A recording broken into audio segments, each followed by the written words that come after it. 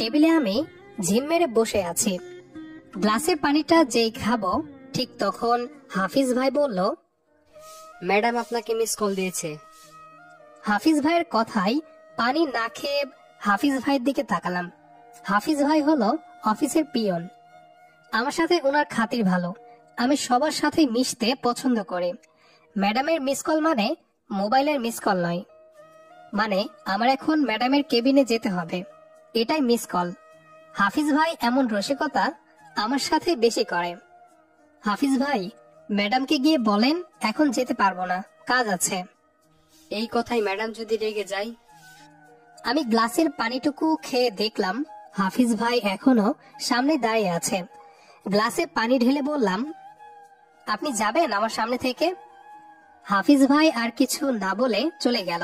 নিশ্চয় বুঝতে পেরেছে আমি রেগে আছি। আমি কাজে মন দিলাম। গতকালকের কিছু কাজ জমেছিল, কাজগুলো করতে লাগলাম। মিনিট 10 না যেতেই আমার টেবিলে ঠকঠক করে আওয়াজ হলো। তাকিয়ে দেখলাম ম্যাডাম আমার সামনে দাঁড়িয়ে আছে। অফিসের সবাই আমার দিকে তাকিয়ে আছে, যেন খুব বড় কিছু হতে যাচ্ছে। আমি এমন একটা ভাব ধরলাম যেন কিছুই জানি না।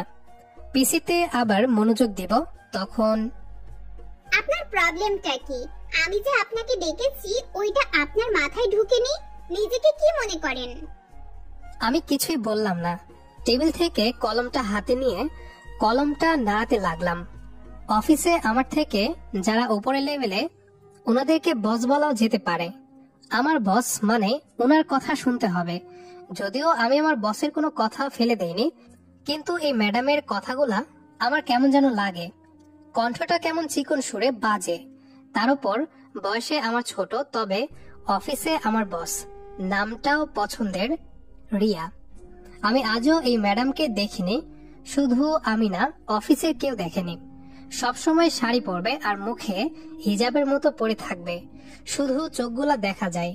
আমি কিছু বলতে যাব, ম্যাডাম মানে রিয়া আবার বলতে লাগলো, আপনি 5 মিনিটের মধ্যে আমার রুমে আসবেন। আপনার যতই কাজ থাকুক মাথায় ঢুকিয়ে নিন।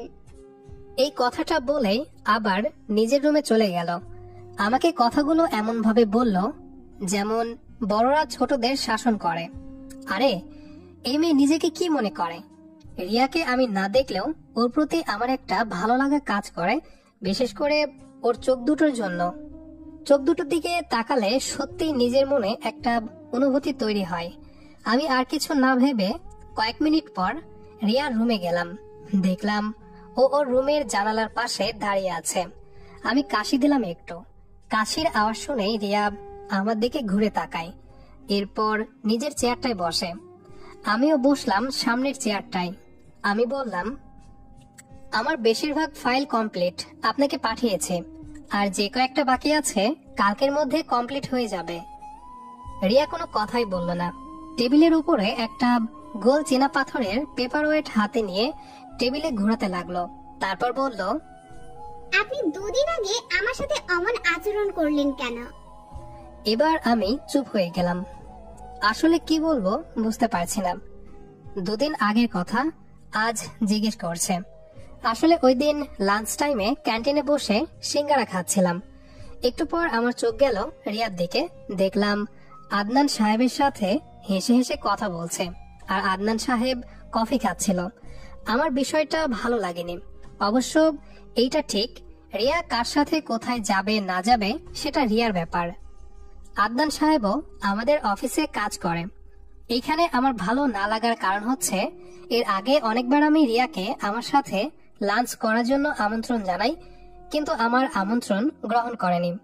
বাসা থেকেই নাকি টিফিন নিয়ে আসে। নিশ্চয় আদনান সাহেব রিয়াকে লাঞ্চে একসাথে খাওয়ার জন্য আমন্ত্রণ জানিয়েছে, কিন্তু আদনান সাহেবেরটা গ্রহণ করলো কেন? হতে পারে নিশ্চয় রিয়া আজকে বাসা থেকে খাবার আনেনি। হয়তো রিয়া খাচ্ছিল আর আদনান সাহেব রিয়াকে দেখে বসেছে একই টেবিলে। আমি আর কিছু চিন্তা না করে ক্যান্টিন থেকে বের হয়ে আসলাম। লাঞ্চ আওয়ার শেষে আদনান সাহেব রিয়ার সাথে ওর রুমে গেল, আর একটু পরেই কই যেন গেল একসাথে। আচ্ছা, ওরা কি দুজন দুজনকে পছন্দ করে? ধুর, এই মেয়ে যার সাথে ইচ্ছা তার সাথে যাবে, আমার কি? কিন্তু মনটা খারাপ হয়ে গেল। অফিসে আর তেমন কাজ করার আগ্রহ হলো না। সত্য বলতে কি, রিয়াকে আমার ভালো লাগে, যদিও আমি রিয়াকে দেখিনি। অফিস আওয়ার ছুটি হওয়ার ঘন্টাখানেক আগেই রিয়া আর আদনান সাহেব আবার অফিসে ফিরে আসে। রিয়া ওর রুমে গেলেই আমিও কিছুক্ষণ পর ওর রুমে গিয়ে একটু চুপ করে দাঁড়িয়ে থেকে সরাসরি বললাম, আদনান সাহেবের সাথে এত খাতির কিসের আপনার? আমার সাথে লাঞ্চ করতে ভালো লাগে না, ওনার সাথে করতে ভালো লাগে। ভালোই তো চলছে। আমার কথা শুনে রিয়া খানিকটা অবাক হয়ে আমার দিকে তাকিয়ে থাকে। কি বলবে ভেবে পাচ্ছে না। আসলে আমিও নিজে বিশ্বাস করতে পারছি না কিভাবে বললাম এইগুলা। তারপর আবার বললাম, আর যেন না দেখি আপনাকে আদনান সাহেবের সাথে হাসাহাসি করতে। রিয়া তখনও চুপ হয়ে আমার দিকে তাকিয়েছিল। আমি এমন ভাবে কথাগুলা বললাম যেন আমি রিয়ার খুব আপন মানুষ। কি ব্যাপার, চুপ হয়ে আছেন কেন? কথা বলুন। আপনি আমার সাথে ওই দিন এমন আচরণ করলেন কেন? রিয়ার কথা শুনে বাস্তবে ফিরলাম। আমি বললাম, ইচ্ছে হয়েছে তাই করেছি। আপনি আমার কে? আপনার ইচ্ছে হলেই যাকে তাকে যা তা বলবেন? আমি কি আপনার স্ত্রী হই? আরে এ মেয়ে বলে কি, স্ত্রী? আমি রিয়াকে পছন্দ করি কি না তা জানি না, তবে আমার ভালো লাগে। আমি আর কিছু না বলে চেয়ার থেকে উঠে চলে আসলাম। সিঁড়ি বেয়ে দোতলায় উঠে ভেতরে ঢুকতেই রীতিমতো অবাক হয়ে গেলাম। আমি যখন একটু অবাক হয়ে গম্ভীর চোখে তাকিয়ে থাকলাম, সিকিউরিটি গার্ড মানে আনসার লোকটা আমার দিকে কেমন করে যেন তাকালো।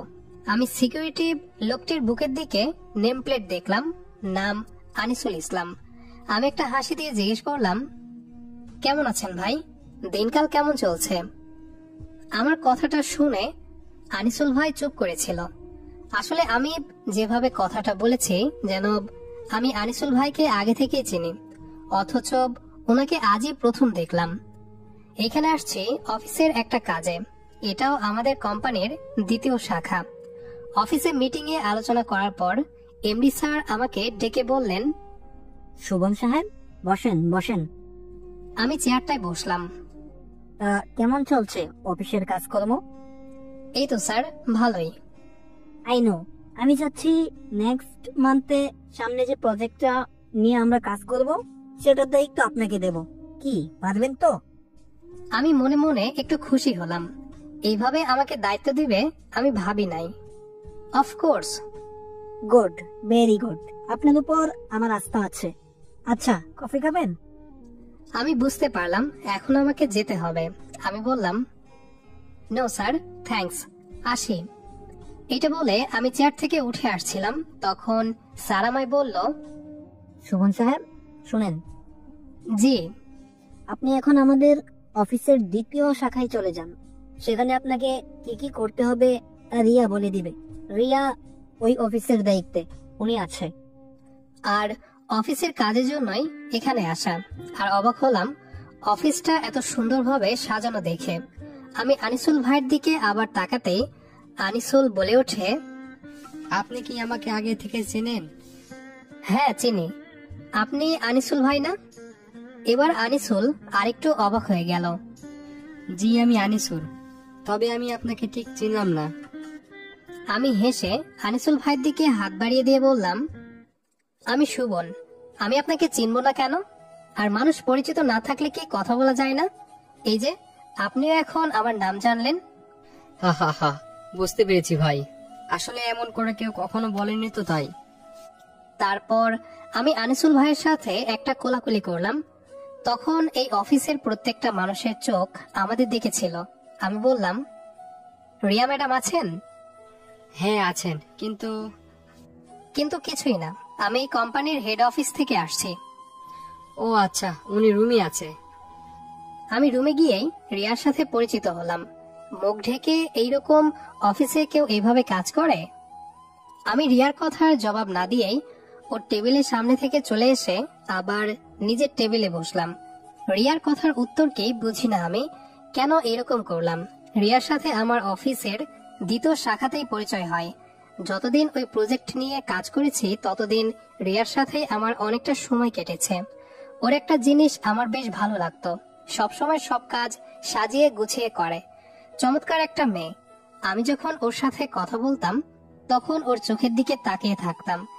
এমনিতে তো মুখ দেখা যায় না, তাই ওর সাথে কথা বলতেই চোখের দিকে চোখ পড়তো। প্রায় 2 মাস অফিসের প্রজেক্ট নিয়ে ওর সাথে আমার চলাফেরা হয়েছে। যখন প্রজেক্ট সাকসেসফুল হলো তখন রিয়াকে প্রমোশন দিয়ে আমাদের হেড অফিসে নিয়ে আসা হয়। আমাকেও প্রমোশন দেওয়া হয়, তবে রিয়ার পদ থেকে একটু নিচে। এখানে বসের প্রতি আমি নারাজ, কারণ হেড অফিসে যেহেতু আমি আগে থেকে ছিলাম, সেহেতু উচ্চ পদটা আমার জন্য দিলে কি হতো। রিয়ার সাথে আমার আর কথা হয়নি। অফিস শেষে আমি বাসায় চলে আসি। রাতে ঘুমাচ্ছিলাম, হঠাৎ ঠিক ভোরের দিকে শরীরটা কাঁপা দিয়ে উঠল। লাফিয়ে উঠলাম। আমার বিছানার পাশের টেবিল থেকে পানির গ্লাসটা কেঁপে মেঝেতে পড়ে ভেঙে যায়। বুঝলাম এটা ভূমিকম্প। যখন বিপদ আসে তখন কি করব মাথায় কোনো কিছু কাজ করে না। আমি বিছানা থেকে উঠে দেখি আব্বা আম্মাও সজাগ হয়ে গেছে। আম্মা বলল, সুবল খাটের নিচে ঢুক। আব্বাও কি করবে বুঝতেছে না। সিঁড়ি দিয়ে নামা এখন সম্ভব না। কিছু করার আগেই ভূমিকম্পটা থেমে যায়। তারপরও আস্তে আস্তে বিল্ডিং এর নিচে নামলাম 3 জনে। নিচে নামার 10-15 মিনিট পরে মোবাইলে কল আসে। সাথেই ফোন ছিল। স্ক্রিনে তাকিয়ে দেখি রিয়ার ফোন। রিসিভ করে হ্যালো বললাম। আপনি ঠিক আছেন? আপনার বাবা মা ঠিক আছে? আমি চুপ করে রইলাম। রিয়া আমার সাথে এমন ভাবে কথা বলছে যেন ওর সাথে আমার কিছুই হয়নি। হ্যাঁ, আমি ঠিক আছি। বাবা মাও ঠিক আছে। আপনি ঠিক আছেন তো? যাক, শুকর আলহামদুলিল্লাহ। আপনাদের কিছু হয়নি, আমরাও ঠিক আছি। তবে রিয়া পুরো কথাটা শেষ করেনি। যখন আমি বললাম আমার কিছু হয়নি, তখন ও একটা দীর্ঘ শ্বাস ফেলে। মনে হচ্ছে আমি ওর আপন লোক। কিন্তু তবে কি হয়েছে বলুন? Hello hello hello. লাইনটা কেটে যায়। আমি ব্যাক করলাম, দেখি সুইচ অফ। রিয়ার কিছু হয়নি তো? তবে শব্দটার মানে নিশ্চিত কিছু একটা হয়েছে। আমাদের বিল্ডিং এর পাশে একটা ছোট খালি জায়গা আছে, আর এই জায়গায় আশেপাশের সব বাড়ির লোকজন একত্রিত হয়েছে। আব্বা আম্মাকে ওইখানে রেখে বললাম, আমি আসছি, তোমরা এখানে থাকো। কোথাও কোনো গাড়ি পাওয়া যাচ্ছে না। দৌড়াতে দৌড়াতে আমি রিয়াদের বাসার সামনে আসলাম। যখন রাস্তা দিয়ে দৌড়াতে দৌড়াতে আসলাম, রাস্তার মানুষের আনাগোনা দেখলাম। বাসার সামনে এসে এদিক ওদিক দেখলাম। ঠিক একটু পর পেছন থেকে, আপনাকে এখানে আসতে বলেছে কে শুনি? আমি পেছনে ফিরে তাকালাম। ততক্ষণে ভোরের আলো ফুটেছে একটু। কণ্ঠটা খুব পরিচিত মনে হলো। এইভাবে কি দেখছেন? আমি তারপরও চুপ করে রইলাম। এই প্রথম আমি রিয়াকে দেখলাম। কি আশ্চর্য ভয়ানক মিষ্টি মেয়ে। আপনি সত্যি রিয়া? কেন বিশ্বাস হচ্ছে না? আমি কি ঘুমের ঘরে আছি নাকি স্বপ্নে? আমি একটু রিয়ার হাত স্পর্শ করলাম। রিয়া কিছুই বলল না। ছুটে আসার দরকার ছিল না। আমি তো বলেছি আমার কিছু হয়নি। বাসায় যান, অফিসে কথা হবে। রিয়াকে দেখার পর ওর চেহারাটা আমার চোখের সামনে বারবার ভেসে আসছিল। রিয়ার ওখান থেকে এসে বাসায় নাস্তা করে অফিসে আসলাম। আজকে সকালে যখন খোলা চুলে রিয়াকে দেখলাম, আমার জগৎ থমকে গেল। তার উপর আমি যখন ওর হাত ধরলাম তখন ও কিছুই বলেনি। তাহলে রিয়াও কি আমায় মনে মনে? শুনেন, আজকে দুপুরে আমার সাথে লাঞ্চ করবেন। অফিসে কাজ করার ঘন্টাখানিক পরেই রিয়া আমার সামনে এসে কথাটা বলল। বলেই রিয়া ওর রুমে চলে যায়। ক্যান্টিনে দুপুরে বসেছিলাম। রিয়া একটু পরে এসে বলল, চলেন। কোথায়? বাইরে লাঞ্চ করব। এখানে কি হয়েছে? আহা চলেন তো। আমি এইখানে কিভাবে খাবো? আমি আর কিছু না বলে উঠে পড়লাম। আসলে ঠিক এখানে খেলে ওকে মুখের কাপড়টা খুলতে হবে। রিকশায় যখন উঠলাম তখন রিয়া রিকশাওয়ালা মামাকে একটা লেকের কাছে যেতে বলে। লেকের পাশে দুজন বসে রইলাম। রিয়া নীরবতা ভেঙে বলল, ওই দিন আদনান সাহেবের সাথে আমি যেতে চাইনি, বিশ্বাস করুন। উনি যখন বলল ওনাদের বিবাহ বার্ষিকীতে ওনার স্ত্রীকে সারপ্রাইজ দিতে চায়, প্রথম বিবাহ বার্ষিকী, তাই উনি কি দেবে ভেবে পাচ্ছিল না। তাই আমার সাথে আলোচনা করেছিল। তারপর ওই দিন স্বর্ণের দোকানে গিয়েছিলাম, আর আপনি আমাকে ভুল। রিয়া পুরো কথাটা শেষ করলো না। ওর চোখের কোণায় পানি জমলো। আমি ওই দিন ওই কথাগুলো বলাতে নিশ্চয়ই রাগ করে আছে আমার ওপর। আচ্ছা, এখন আমার কি বলা উচিত? দেখলাম রিয়া ওর হ্যান্ডব্যাগ থেকে ছোট্ট টিফিন বক্স বের করলো, তারপর পানির বোতলটা বের করে আমাকে দিয়ে বলল, হাত ধুয়ে নিন, আমি বাইরের খাবার তেমন খাই না, এইগুলো আপনার জন্যই রান্না করেছি। আপনার সাথে আমি বাইরে কেন খেতে যাই না নিশ্চয়ই বুঝতে পেরেছেন। এখন জলদি হাত ধুয়ে নিন। আসলে এই জিনিসটা আমার মাথায় আসেনি। ওই দিন তো আদনান সাহেবের সাথে রিয়া কিছু খাচ্ছিল না, শুধু আদনান সাহেব কফি খাচ্ছিল। আমি বললাম, আপনি খাবেন না? না, আপনি খান। তা কিভাবে হয়? ব্যাপারটা কেমন দেখায় না? আপনি খান, আজকে শুধু আমি আপনার খাওয়া দেখব। আমি একটু চুপ করে থেকে বললাম, এইভাবে সারা জীবন আমাকে রেঁধে খাওয়াবেন? রিয়া কথাটা শুনে আমার চোখের দিকে তাকিয়ে থাকলো। নিশ্চয় বুঝতে পেরেছে আমি কিসের ইঙ্গিত করেছি। মেয়েটার চোখে সত্যি সত্যি পানি চলে আসছে। আমি একটু সাহস নিয়ে চোখের জলটুকু আলতো করে মুছে দিলাম। তারপর রিয়া যে কথাটা বলল সেটার জন্য আমি প্রস্তুত ছিলাম না। দেখি হা করেন, খাইয়ে দিচ্ছি। সত্যি বলতে কি, রিয়াকে এইভাবে সঙ্গী হিসেবে পাচ্ছি আমার এখনো বিশ্বাস হচ্ছে না। খাওয়া শেষে পুরো বিকেলটা রিয়া আমার কাঁধে মাথা রেখে বসেছিল। অফিসে আর লাঞ্চ করে যাওয়া হয়নি। যখন ওর মাথা আমার কাঁধে রাখলো, আমার এক অদ্ভুত ভালো লাগার অনুভূতি তৈরি হলো। প্রায় সন্ধ্যা, আমি শুধু ওর চোখের দিকে তাকিয়ে আছি। রিয়াও আমার দিকে তাকিয়ে আছে, চোখ যেন কথা বলছে। এমন চোখের দিকে তাকিয়ে আমি সারাটা দিন কাটিয়ে দিতে পারবো। গল্পটি এ পর্যন্তই।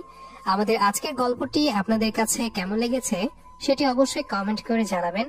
দেখা হবে আবারও নতুন কোনো গল্প নিয়ে। সেই পর্যন্ত আমাদের সাথেই থাকবেন। আর পুরো গল্পটি শেষ পর্যন্ত শোনার জন্য সবাইকে অসংখ্য ধন্যবাদ।